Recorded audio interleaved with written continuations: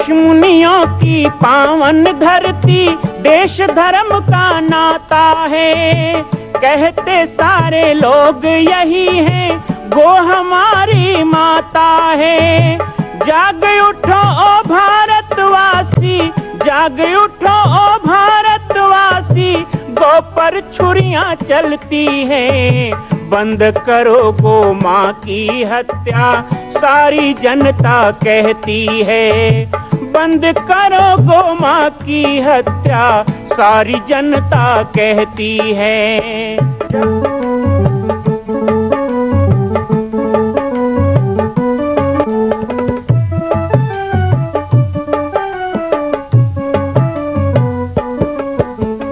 जगह जगह पर बूचड़ खाना, लाखों गौएं कटती हैं।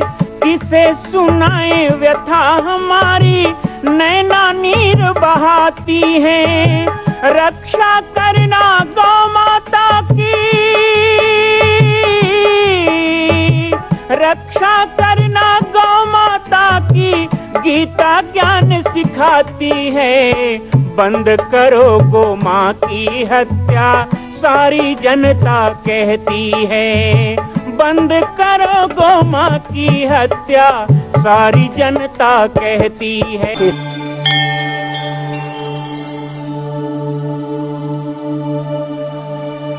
जय श्री राम, जय गो माता, जय गोपाल। बाबा जी की पाती कार्यक्रम में आप सभी का स्वागत है। माँ कौशल्या जन्मभूमि मंदिर निर्माण की कहानी। आइए हम आज आपको उन शिलाखंडों के बारे में बताएंगे जिनके द्वारा इस मंदिर का निर्माण हो रहा है। प्रश्न था कि इस विशाल तीर्थ के निर्माण के लिए इतनी शिलाखंड कहाँ मिलेगी। शिलाखंड भी इस गुणवत्ता का हो कि वो हजारों साल तक स्थापित रहे, उसका क्षरण ना हो। कई शिलाएं हम देखते हैं धीरे धीरे वो क्षरण होने लग जाती है। खासकर जो समुद्री तट में मंदिर होते हैं उनमें यह ध्यान रखा जाता है, जैसे जगन्नाथ जी का मंदिर, रामेश्वरम जी का मंदिर, सोमनाथ जी का मंदिर, कि उसका क्षरण ना हो। चूँकि यह मध्य भारत है और छत्तीसगढ़ भारत का हृदय स्थल है, इसलिए यहाँ पर ना तो नमकीन हवाएं चलती हैं, ना समुद्री थपेड़े हैं, ना अत्यधिक बर्फबारी होती है। तो इस दृष्टि से यहाँ नरम पत्थर से मंदिर बनाया जा सकता था। और यही हमारे लिए बहुत लाभ का विषय था कि नरम पत्थर से जब मंदिर बनता है तो उसमें मेहनत कम लगता है। लेकिन एक बात और थी, नरम पत्थर हमारे आसपास है भी नहीं, मध्य भारत में नहीं है, और ये बहुत महंगा पड़ता है। प्लस हमें तो लाने का ट्रांसपोर्टिंग, सेल्स टैक्स, रॉयल्टी सब कुछ देना पड़ेगा।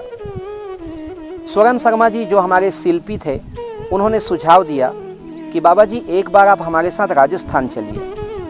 तो परम पूज्य सद्गुरुदेव भगवान, मैं स्वयं, स्वरण शर्मा जी और हमारे राजनांदगांव से दुर्गा शरण गुप्ता जी, हम लोगों ने जाने का कार्यक्रम बनाया। ट्रेन से आगरा पहुँचे, वहाँ से टैक्सी की। इंडौन, करेली, दौसा, किशनगंज, मकराना, रुदावल, बयाना और बहुत से, फतेहपुर, धौलपुर, अंततः हम पहुँचे भरतपुर जिला में बंसी पहाड़पुर। पता चला कि अयोध्या राम जन्मभूमि के लिए यहीं से पत्थर जाना है। तो मन में बड़ा अच्छा लगा कि श्री राम जन्मभूमि अयोध्या में जो पत्थर लग रहा है उसी पत्थर से हम पंचमुखी हनुमान मंदिर बनाएंगे। उस समय भी मन में नहीं आया, एक बार ये हो सकता था कि संभव ही नहीं है, 1400 किलोमीटर दूर से पत्थर ले जाएं, संभव ही नहीं है, बजट नहीं है। लेकिन ये सब कुछ नहीं सोचा गया, बस तय करना है, तय करना है। हमारी मुलाकात वहाँ बहुत से ठेकेदारों से हुई, बहुत से पत्थर खदान में हम गए, 3 दिन हम रहे, रुदावल वाले सिद्ध हनुमान जी का दर्शन भी किया। अंततः हमारा एग्रीमेंट हुआ कि हमें पत्थर आना है। 2003 में पहला पत्थर का ट्रक पाटेश्वर धाम आना तय हुआ। बहुत ही मेरे लिए महत्वपूर्ण समय था, और इसी बीच में कुछ राशि भी आने लग गई थी। गुरुदेव ने एक सूत्र दिया था, ना बाजार में उधारी रखो, ना बैंक में जमा रखो। फिर भी एक अकाउंट खोला गया और उसी अकाउंट में पैसा डाला गया, और पहला ट्रक मुझे अच्छी तरह याद है कि नर्मदा सुरसुली में यज्ञ हो रहा था, हमारे डोंडी लोहारा के आगे नर्मदा धाम में यज्ञ हो रहा था, और पहला ट्रक आया। हम सभी लोग मुख्य सड़क पर आए, खूब विधि विधान से ट्रक की पूजा की गई, पत्थर को देखा गया और उस समय सचमुच मेरे आंखों में 2 बूंद आंसू आ गए थे। हनुमान जी को मैंने हृदय से गदगद भाव से नमन किया कि हे हनुमान जी, आपकी लीला अपरंपार है।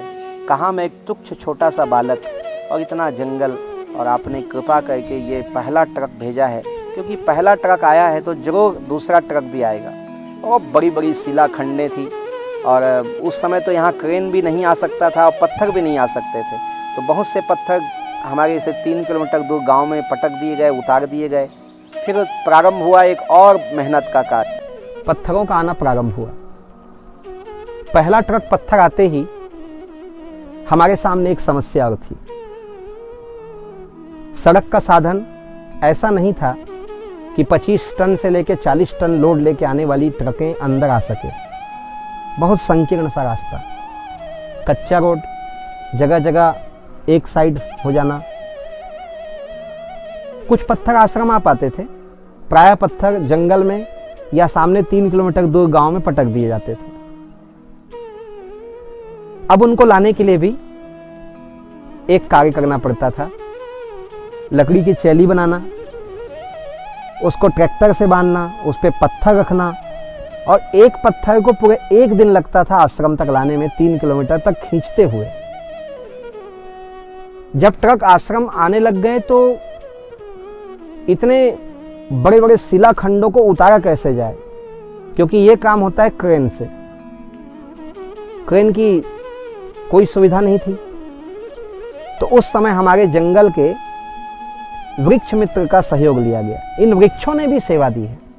ये वृक्षों में रस्से बांधकर और पत्थर से बांध दिया जाता था, फिर ट्रक आगे बढ़ाया जाता और उसके बाद ये 4 टन 5 टन वजन के पत्थर धड़ाम से जमीन में गिरते थे।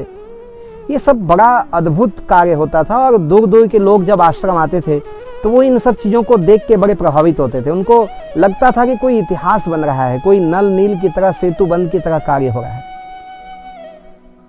शिलाखंडों के आवागमन के साथ साथ नींव खुदाई और नींव की भराई का कार्य भी शुरू हो चुका था और अब समय था शिलान्यास का। शिलान्यास के लिए तिथि तय करना था। तिथि तय करने के लिए सबसे पहले मैं राजनांदगांव में शिव कुमार तिवारी जी के पास गया। बड़े ही वृद्ध विप्र थे, प्रणाम करते हैं उनके ज्ञान को, अब वो नहीं रहे। उन्होंने बताया कि जनवरी में बहुत अच्छी तिथि है और उस तिथि पे यदि पूजन होता है तो ये कार्य बहुत जल्दी संपन्न हो जाएगा। इसी बीच में मुझे हरिद्वार जाने का भी मौका मिला। हरिद्वार में मेरे पूज्य परदादा गुरु अनंत श्री भूषित जगत गुरु रामानंदाचार्य श्री रामधाराचार्य जी महाराज से मेरी मुलाकात हुई। मैंने पूज्य परदादा जी को बताया कि ऐसा ऐसा निर्माण है। तो उन्होंने कहा कि मैं स्वयं आश्रम आऊँगा और आश्रम में आकर के देखकर बताऊंगा स्थान, दिशा, सब कुछ। मुझे बड़ा आश्चर्य हुआ कि इतने बड़े जगत गुरु आश्रम आएंगे जंगल में। लेकिन देखिए भूमिका, वो स्वयं पाटेश्वर धाम आए और मंदिर निर्माण के स्थान पे जब वो खड़े हुए तो सचमुच इंजीनियर का किया गया नाप वहाँ पे फेल हो गया। उन्होंने बताया कि यहाँ पर दिशा सीधे में नहीं है, पूर्व यहाँ पर कोने में है। तो मंदिर की पूरी नाप को हमें एक बार घुमाना पड़ा। उसके लिए लगभग ये मान के चलिए कि 2 महीने की खुदाई हमें और करानी पड़ी। उस समय नींव की गहराई थी 23 फीट गड्ढा, 23 फीट गहराई, लगभग 150 फीट की लंबाई और 70 से 80 फीट की चौड़ाई। बहुत बड़ा एक तालाब जैसा लगता था, पानी भरा होता था। डीजल मशीन लगाए गए थे पानी खींचने के लिए और पानी भी निकाला जाता था और उसमें बड़े बड़े साइज बोल्डर पत्थर डाले जा रहे थे। कटनी से चूना आया था, मध्य प्रदेश कटनी जबलपुर से, वहाँ से ट्रकों में चूना आता था। इसके साथ कुछ वाइट सीमेंट वगैरह डाला जाता था, बेस गिट्टी डाला जाता था।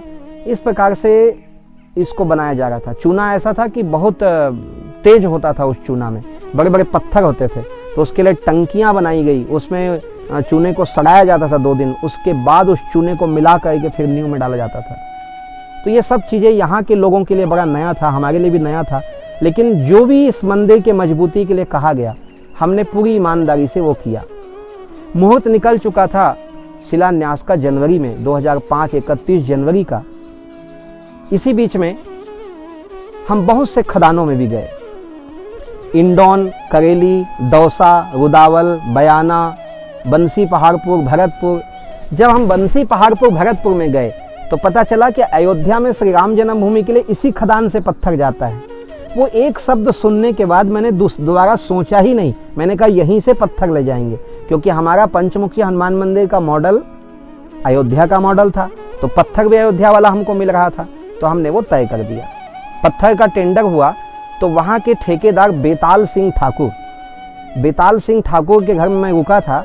उन्होंने मुझे नीचे से ऊपर तक देखा बड़े अजीब तरीके से, कहा आप टेंडर लेने आए हैं? मैंने कहा हाँ। उन्होंने कहा टेंडर कितने का होगा? कम से कम 1 करोड़ रुपए, 1.5 करोड़ रुपए का। मैंने कहा हाँ। तो उन्होंने पूछा कि आपके पास बजट की क्या व्यवस्था है? मैंने कहा अकाउंट में होंगे 40-50 हजार रुपए। तो उनकी हंसी छूट गई, लेकिन उन्होंने प्रणाम किया, बड़े अच्छे सज्जन पुरुष थे। उन्होंने प्रणाम किया, कहा आपकी इस लगन को मैं प्रणाम करता हूँ, और मैं श्री हनुमान जी का ही प्रताप समझता हूँ और माँ कौशल्या की आशीर्वाद कि उतने कम बजट और इतने कम उम्र के संत को देखकर भी उन्होंने हाँ कर दिया। उनको विश्वास था कि मैं पेमेंट कर दूंगा समयानुसार। मैंने कहा आप पत्थर दीजिए, हम जरूर आपका पेमेंट करेंगे। पत्थर भी आने लगा, मंदिर का निर्माण भी प्रारंभ हो चुका था, और नींव खुदाई के साथ अब शिलान्यास की जोर शोर से तैयारियां चल रही थी। शिलान्यास की कहानी बड़ी रोचक है, बहुत अद्भुत चमत्कार भी हुए, परीक्षा भी लिया गया, और एक ऐसा कहे प्रकृति के साथ मनुष्य की लड़ाई हम आपको अगले भाग में बताएंगे। बाबा जी की पाती कार्यक्रम में माँ कौशल्या जन्मभूमि मंदिर निर्माण की कहानी लेकर के मैं उपस्थित हूँ। प्रतिदिन आप इस कहानी का अलग अलग भाग सुन रहे हैं। कल पुनः एक नए प्रसंग के साथ मंदिर के शिलान्यास का वह अद्भुत संगम आपको कल बताएंगे। देखना ना भूलें, प्रतिदिन शाम 4 बजे बाबा जी की पाती कार्यक्रम पाटेश्वर धाम के YouTube चैनल पर। मैं राम बालक दास महात्यागी, माँ कौशल्या जन्मभूमि मंदिर निर्माण स्थल पाटेश्वर धाम छत्तीसगढ़ से। जय श्री राम, जय गौ माता, जय गोपाल, जय पाटेश्वर धाम। माँ कौशल्या की पावन जन्मभूमि छत्तीसगढ़ प्रांत में बालोद जिला में स्थित है श्री सर्वसिद्ध शक्तिपीठ जामड़ी पाटेश्वर धाम। परम पूज्य सद्गुरुदेव राजयोगी बाबा जी की तपस्थली श्री पाटेश्वर धाम और विश्व के अद्वितीय माँ कौशल्या जन्मभूमि मंदिर निर्माण का दर्शन करने और इसी प्रकार समसामयिक विषयों पर अपना ज्ञान वर्धन करने के लिए और 10,000 गायों के लिए बनने वाले श्री हनुमान नंदीशाला गो अभ्यारण्य का समाचार प्राप्त करने के लिए आप सभी देखते रहें YouTube चैनल पर राम बालक दास, और हमारे चैनल को आप सभी सब्सक्राइब करें, घंटी का बटन दबाएं ताकि आप सूचनाओं से जुड़े रह सकें। जय श्री राम, जय गौ माता, जय गोपाल।